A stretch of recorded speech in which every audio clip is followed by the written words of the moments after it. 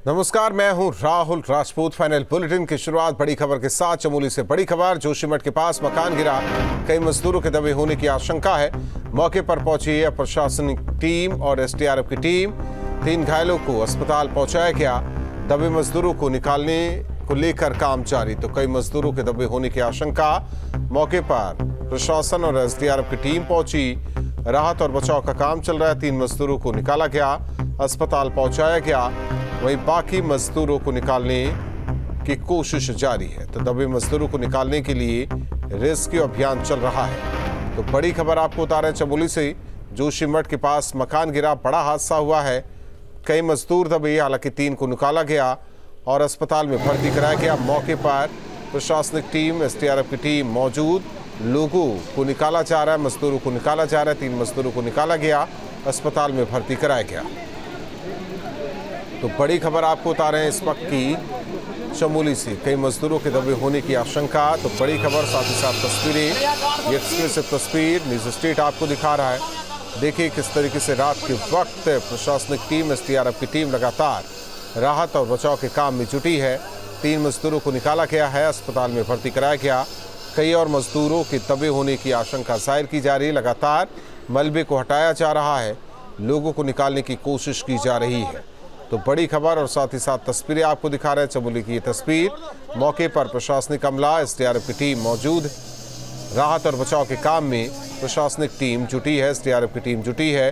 3 घायलों को निकाला गया है, अस्पताल में भर्ती कराया गया। स्थिति क्या है ये देख सकते हैं, किस तरीके से विकराल होती जा रही स्थिति। पहाड़ की लगातार बारिश की वजह से पहाड़ तरक रहा मकान पर असर, मकान में दरार और कई मकान इसकी जद में लगातार पानी बरसने की वजह से मकान कमज़ोर, नींव कमज़ोर, और इस वजह से लगातार हादसे भी हो रहे हैं। तो यह हादसा चमोली में हुआ है। वहीं मकान किस तरीके से धराशायी हुआ, कई मजदूर दबे और बताया जा रहा है कि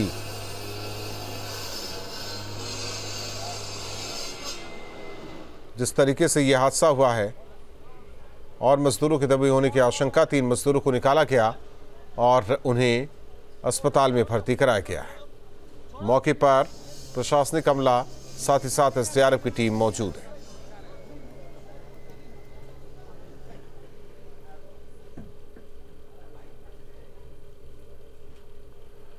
वहीं मथुरा के वृंदावन में बांके बिहारी मंदिर के पास बड़ा हादसा हो गया। 3 मंजिला इमारत का छज्जा ढहने से 5 लोगों की मौत हो गई। हादसे में 10 लोग जख्मी हुए हैं। घायलों को इलाज के लिए अस्पताल में भर्ती कराया गया है। दर्दनाक हादसा वृंदावन के बांके बिहारी और स्नेह बिहारी मंदिर से महज 200 मीटर दूर हुआ है। भगवाला पार्किंग के सामने बनी पुरानी बिल्डिंग का छज्जा धराशायी हो गया। वहीं हादसे के बाद मौके पर अफरा तफरी का माहौल देखा गया। तत्काल पुलिस प्रशासन ने मौके पर पहुंचकर रेस्क्यू अभियान चलाया। वहीं इस हादसे पर सीएम योगी ने भी दुख जाहिर किया है और घायलों को समुचित उपचार के निर्देश अधिकारियों को दिए।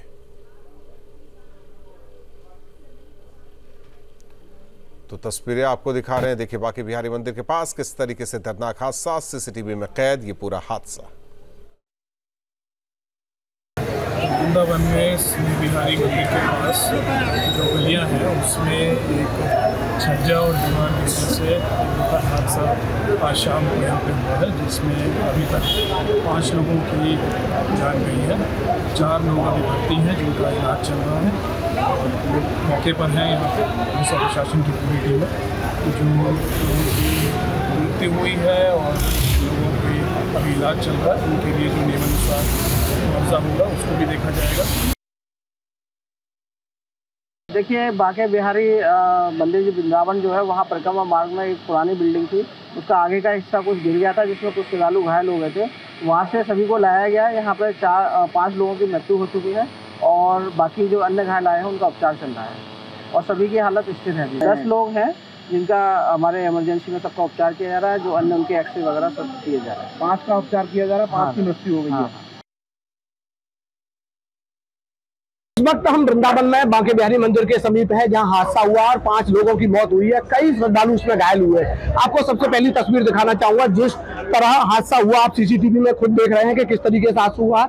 ये स्कूटी उसकी चपेट में आई है, पूरी तरह क्षतिग्रस्त हो गई है। कार भी हादसे की चपेट में आई थी। जिस तरीके से आप तस्वीरों में देख रहे हैं कि यहाँ जो जेसीबी है वो मलबे को हटाने का काम कर रही है और तमाम जो कर्मचारी हैं इस रास्ते से इस मलबे को हटाया जा रहा है। पास में ही ये मकान है जिसकी ये दीवार थी, देखिए तस्वीरों में, ये 2 मंजिला यहाँ मकान है और इसकी जो जर्जर हालत में ये दीवार थी। और जिस तरीके से हादसा हुआ है, कहीं न कहीं प्रशासन की अनदेखी है। तमाम तरीके के सवाल भी यहाँ खड़े होते हैं कि आखिर ये हादसा हुआ, ये इस जर्जर दीवार को प्रशासन की तरफ से पहले क्यों नहीं देखा गया, कोई सर्वे इसकी क्यों नहीं की गई, क्योंकि इस रास्ते से हर दिन बड़ी संख्या में श्रद्धालुओं का आना जाना रहता है और तमाम यहाँ लोग हर समय निकलते रहते हैं। तो बड़ी लापरवाही भी मानी जाएगी। इस तरीके से देखिए लगातार इस रास्ते को साफ किया जा रहा है, क्योंकि यहाँ होकर बड़ी संख्या में श्रद्धालुओं का आना जाना होता है।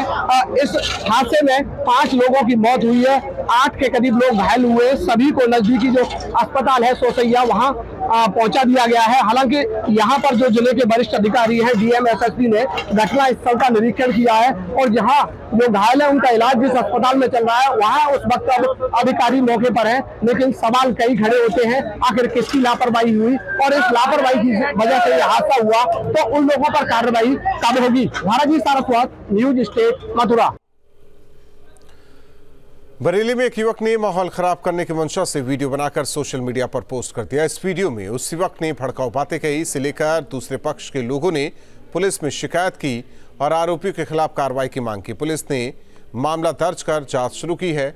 8 लोगों को गिरफ्तार किया गया है। भड़काऊ पोस्ट और वीडियो डालने वाले का नाम सद्दान उर्फ नाजिम बताया जा रहा है, जिसे पुलिस पकड़कर गिरफ्तार कर उससे पूछताछ में जुटी है।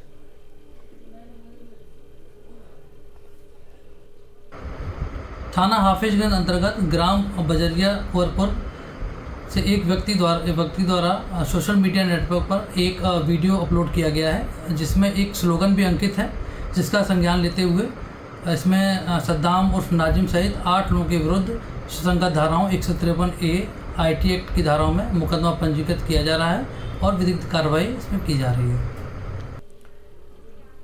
ललित, बिजनौर के कई इलाकों में बाढ़ जैसे हालात पैदा हो गए। कई गांव में घरों के अंदर पानी घुस गया है, जिससे लोगों का जनजीवन अस्त व्यस्त हो गया। बिजनौर के नारनौर और नवलपुर के हालात और ज्यादा खराब है। हालांकि जिला प्रशासन हालत पर नजर बनाए हुए है। गांव की सड़कों तक पानी पहुंच चुका है, जबकि किसानों की फसल को भी काफी नुकसान पहुंचा है।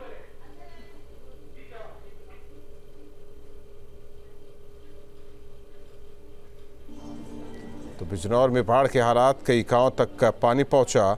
कई घरों में पानी के चलते लोगों को परेशानी हो रही है, वहीं किसानों की फसल भी जलमग्न। कई सड़कें जलमग्न और लोगों को भारी दिक्कत हो रही। नारनौर नवलपुर के गांव पानी में डूबे।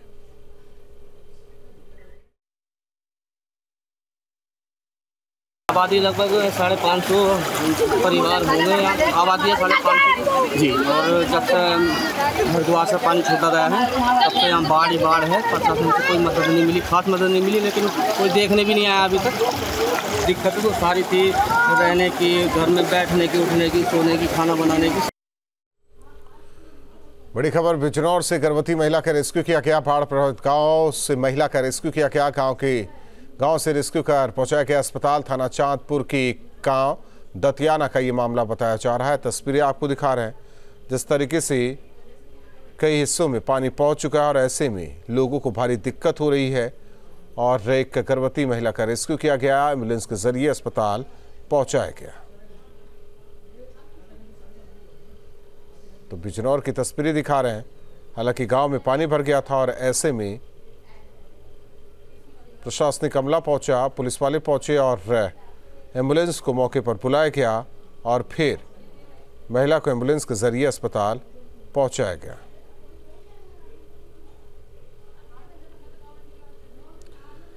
खबर संभल से, जहां गंगा नदी खतरे के निशान से ऊपर बह रही। लगातार गंगा के जलस्तर में हो रही बढ़ोतरी के बीच प्रशासन ने हाई अलर्ट जारी किया है।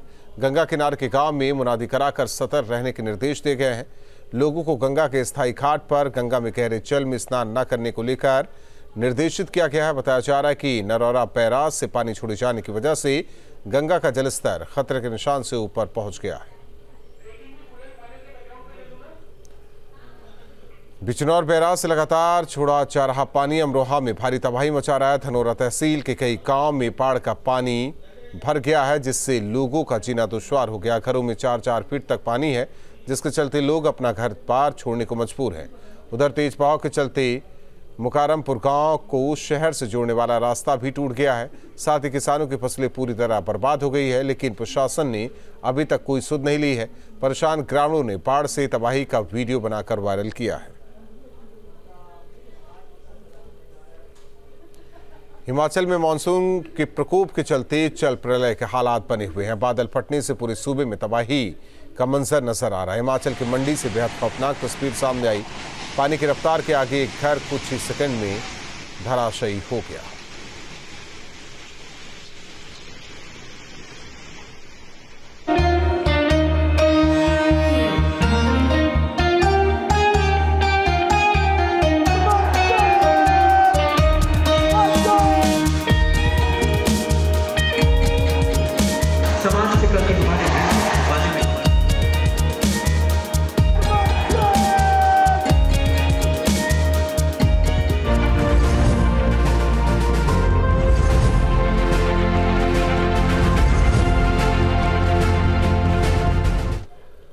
मुख्यमंत्री योगी आदित्यनाथ ने राजधानी लखनऊ में तिरंगा फहराकर प्रदेशवासियों को स्वतंत्रता दिवस की शुभकामनाएं दी। स्वतंत्रता सेनानियों को उन्होंने नमन किया।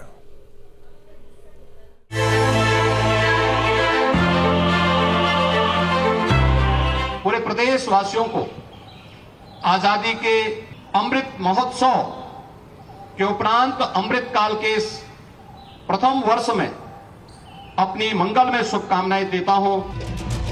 पूरा देश स्वतंत्रता दिवस के रंग में रंगा हुआ है। हर ओर उत्साह और उल्लास का माहौल है। 77वें स्वतंत्रता दिवस के शुभ अवसर पर सूबे के मुख्य योगी आदित्यनाथ ने सरकारी आवास पर तिरंगा झंडा फहराया और सभी प्रदेशवासियों को शुभकामनाएं दी। इस दौरान उन्होंने देश की आजादी में अपना योगदान देने वाले महान स्वतंत्रता सेनानियों को नमन भी किया और कहा कि आज का दिन हम सबको संकल्प से जोड़ता है।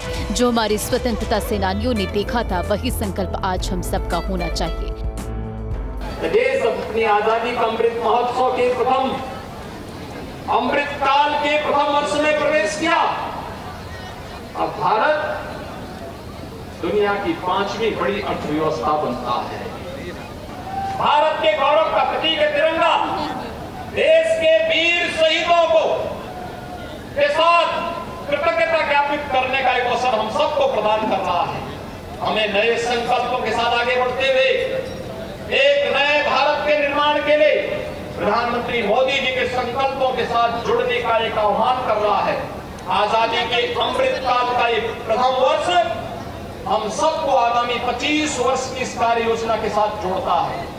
जब 2047 में भारत अपनी आजादी का शताब्दी महोत्सव मना रहा होगा, तब हम में से हर व्यक्ति गौरव की अनुभूति कर पाए और वह गौरव की अनुभूति इस बात को लेकर कर पाए कि जब देश आजादी का अमृत महोत्सव मना रहा था, अब उस समारोह के साथ हम भी किसी न किसी रूप में जुड़े थे और उस समय हम उस समय की पीढ़ी को बोल सकेंगे कि संकल्प हमारा था।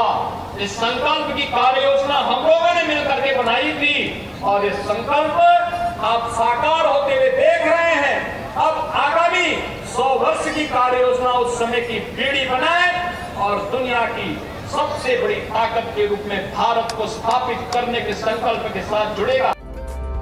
सीएम योगी ने कहा कि अमृतकाल की बेला में देश की आजादी का ये महोत्सव हम सभी के लिए एक नए उत्साह और उमंग के साथ आगे बढ़ने की प्रेरणा दे रहा है और एक नए भारत का दर्शन हम सबको करा रहा है, जिसकी प्रगति और समृद्धि के साथ जुड़ते हुए हर प्रदेशवासी अपने आप को गौरव की अनुभूति कर रहा है।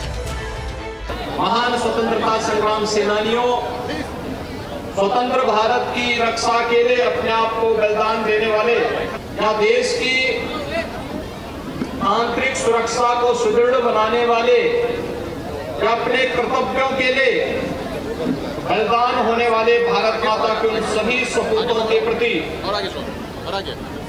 कृतज्ञता ज्ञापित करने का एक अवसर है। इस अवसर पर झंडा पड़ा पैर के नीचे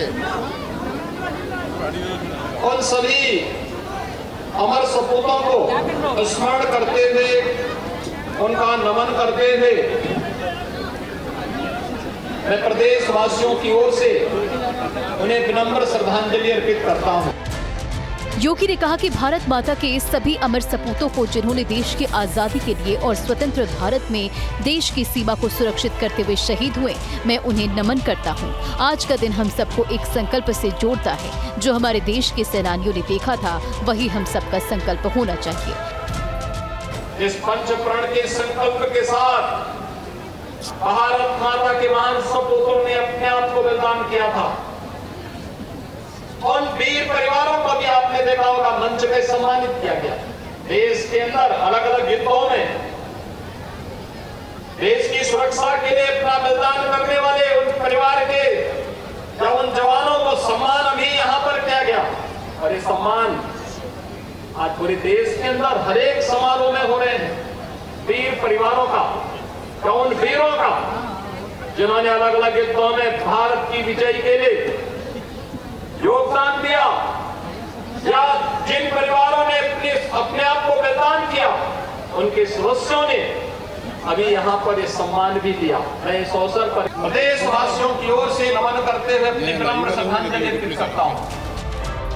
सीएम योगी ने आजादी के अमृत महोत्सव का जिक्र करते हुए कहा कि हम अपने महान स्वतंत्रता सेनानियों के सपनों को साकार कर सके, उन संकल्पों के साथ खुद जोड़ सके। इसलिए प्रधानमंत्री मोदी ने अमृत महोत्सव कार्यक्रम का ऐलान किया था। उस समय प्रधानमंत्री मोदी ने देशवासियों को उस संकल्प से जोड़ा था कि हम सभी विकसित भारत के निर्माण के लिए काम करेंगे, गुलामी के चिन्हों को समाप्त करेंगे, अपनी एकता और एकीकरण पर विश्वास करते हुए कार्य करेंगे। Team news 16।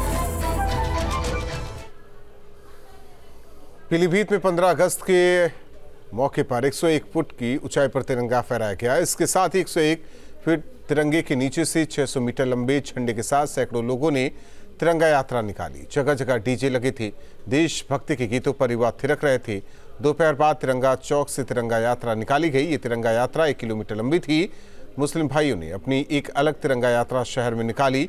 पूरनपुर में आज़ादी का जश्न देखने को मिला।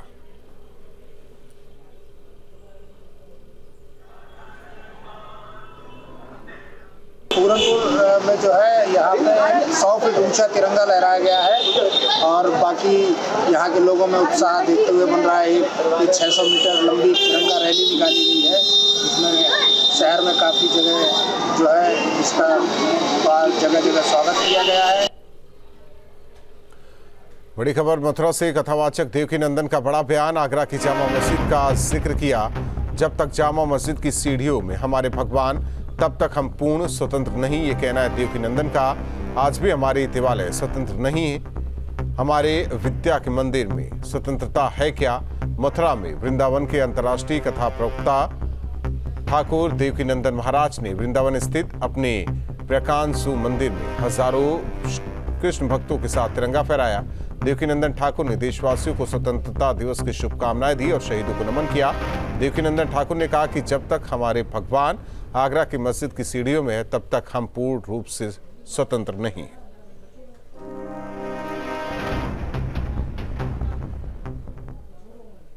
जब तक ठाकुर जी हमारे आगरा की सीढ़ी में हैं, तब तक हम पूर्ण स्वतंत्र नहीं हैं। तो हमें अपने देवालय भी सुरक्षित रखने, ऑलवेज रहें, ऐसा कार्य करना चाहिए। तो आप सबको बहुत बहुत बधाई, बहुत बहुत स्वतंत्रता दिवस की बधाई।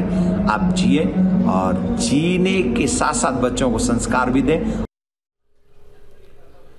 स्वतंत्रता दिवस के मौके पर मस्जिद और मदरसों में धूमधाम से जश्न आज़ादी मनाया गया। उन्नाव में दावते इंडिया के जमातुल मदीना मदरसा में ध्वजारोहण किया गया। साथ ही जामा मस्जिद से बच्चों ने तिरंगा यात्रा निकाली। तिरंगा यात्रा में बच्चे हाथों में देशभक्ति के स्लोगन लिखी तख्तियां लिए तिरंगे के रंग में डूबे नजर आए। इस कार्यक्रम में सीओ सिटी आशुतोष कुमार भी शामिल हुए।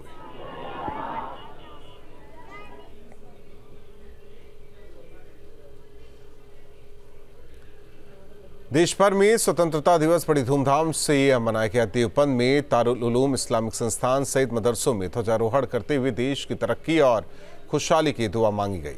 इस मौके पर उलेमा ने कहा कि हमेशा याद रखना चाहिए कि हमारे बुजुर्गों ने इस देश को आज़ाद कराने में कितनी कुर्बानियां दी हैं। आज भारतीय इतिहास का यादगार दिन है जिसे धूमधाम के साथ मनाना चाहिए।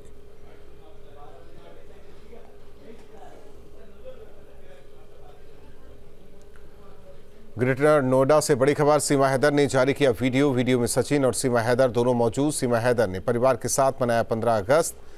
राष्ट्रपति, पीएम और सीएम योगी से न्याय मिलने की उम्मीद जाहिर की। हिंदुस्तान जिंदाबाद था और हमेशा रहेगा, ये कहना है सीमा हैदर का।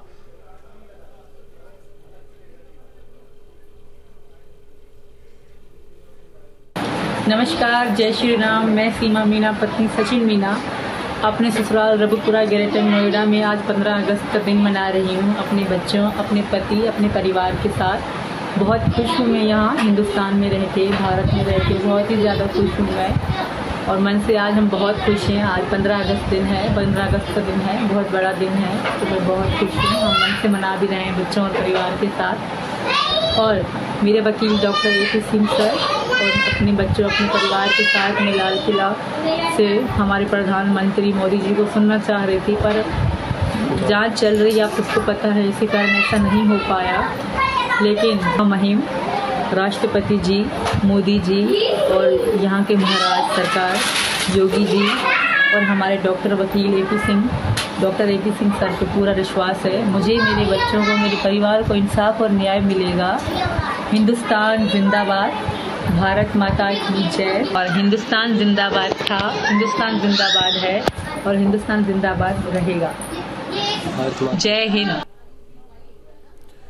देश में आज़ादी का महोत्सव मनाया जा रहा तो तिरंगे के रंग में राम मंदिर भी रंगा नजर आया। अयोध्या में तैयार हो रहे राम मंदिर पर तिरंगा फहराया गया। इस बीच जश्न आज़ादी का एक अलग ही रंग देखने को मिला। हिंदुस्तान आजादी की 76वीं सालगिरह मना रहा है तो अयोध्या का राम मंदिर भी तिरंगे के रंग में रंगा दिखा। ये तस्वीर अयोध्या में तैयार हो रहे राम मंदिर की है, जहां पर आजादी के मौके पर एक अलग ही नजारा देखने को मिला। तिरंगे के साथ पहुंचे लोगों ने राम मंदिर की चौखट पर भारत का राष्ट्रीय ध्वज लहराया और देश प्रेम का संदेश दिया। अयोध्या में बन रहा राम मंदिर सिर्फ एक मंदिर नहीं है, बल्कि 500 साल इंतजार के बाद साकार हो रहा एक सपना है। ये मंदिर सिर्फ सनातन आस्था से जुड़ा नहीं है, बल्कि राम मंदिर को राष्ट्र मंदिर भी कहा जाता है। राष्ट्र के सबसे बड़े पर्व पर राम मंदिर में खुशियां और रौनक की झलक साफ देखने को मिली। अयोध्या में बन रहे भव्य राम मंदिर परिसर पर मंदिर में कार्यदायी संस्था के इंजीनियर और राम जन्मभूमि के कर्मचारियों ने तिरंगा फहराया। इस दौरान मंदिर निर्माण में लगे मजदूरों ने भारत माता की जयकारे लगाकर अपनी खुशी जाहिर की और आजादी के महापर्व पर राम मंदिर भी देशभक्ति से ओत प्रोत नजर आया। और इसी के साथ फाइनल बुलेटिन में बस इतना ही।